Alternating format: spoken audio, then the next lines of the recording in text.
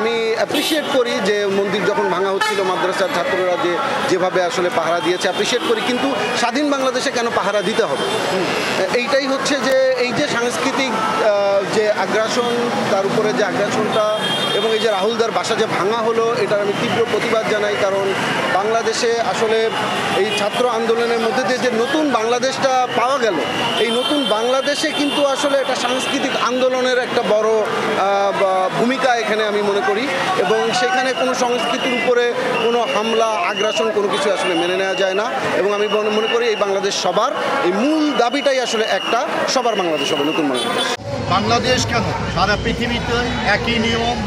আজ যে ক্ষমতায় আছে কাল সে থাকবে না, কাল যে ক্ষমতায় থাকবে আরেকদিন সে থাকবে না।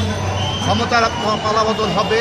তবে এই যে বিভিন্ন জায়গায়, বিভিন্ন অফিস আদালতে, বিভিন্ন আমাদের সরকারি প্রতিষ্ঠানগুলোতে এই যে সন্ত্রাসী হামলা হচ্ছে, সাম্প্রদায়িক অসম্প্রীতি দেখা দিচ্ছে, বিভিন্ন জায়গায় অগ্নিসংযোগ হচ্ছে, লুটপারাজ হচ্ছে, এইটা ছাত্র আন্দোলনের সাথে যায় না।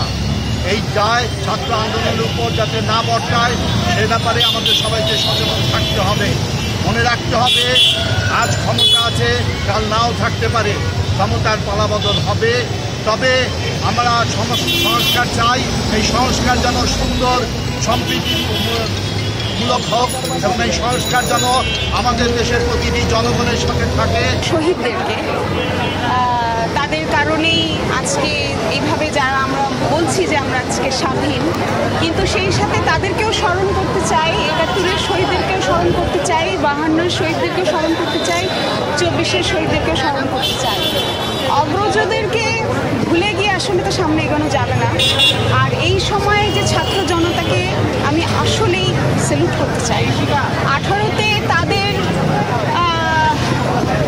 তাদের অনুপ্রেরণাই যতটুকু যাওয়ার হয়েছিল, আর সেইটারই আমরা ফলশ্রুতি আজকে পেয়েছি।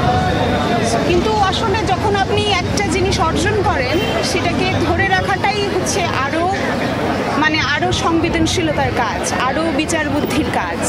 সো যেহেতু আমরা স্বাধীনতা পেয়েছি, সেটা আসলে কিভাবে উদযাপন করব এবং সেটাকে কিভাবে রক্ষা করব, সেটা কিন্তু এখন দেখার বিষয়। তো আসলে এই যে কদিনে যা যা ঘটছে, এই যে আমাদের সংখ্যালঘুদের উপর অত্যাচার হচ্ছে, আমাদের ভাস্কর্যগুলো ভেঙে ফেলা হচ্ছে, সেটা একজন মানুষ অথবা একজন শিল্পী হিসেবে, একজন সচেতন নাগরিক হিসেবে কখনো চাইনি, চাইবো না, এবং সেটার আমি ধিক্কার জানাই। এবং এই ক্ষেত্রে আমাদেরকে কি করতে হবে? আমাদেরকে অনেক সচেতন হতে হবে। আমরা এক হয়েছি, আমরা জাতি অনেক দিন পর জাতি বর্ণ নির্বিশেষে এক হয়েছি। যখন আপনারা ছাত্র জনতার সামনে এগিয়ে এসছেন, তখন ভুলে গেলে হবে না যে আমাদের সনাতন ধর্মী অথবা আদিবাসী, পাহাড়ি যত মানুষ রয়েছেন, পাহাড়ের মানুষ সহ সমতল সকল মানুষ কিন্তু তাদের সাথে একত্রতা দিয়েই আমাদের সাথে এগিয়ে এসছেন। সো এখন যেহেতু আমরা স্বাধীনতাটা অর্জন করেছি আক্ষরিক অর্থে, সেটা প্রকৃত অর্থে অর্জন করতে হলে অবশ্যই তাদেরকে নিয়েই দেশটা গঠন করতে হবে, তাদের নিরাপত্তা নিশ্চিত করতে হবে, আমাদের বাক স্বাধীনতা নিশ্চিত করতে হবে। তো সেইটার জন্য অবশ্যই সময়ের প্রয়োজন, কিন্তু এখন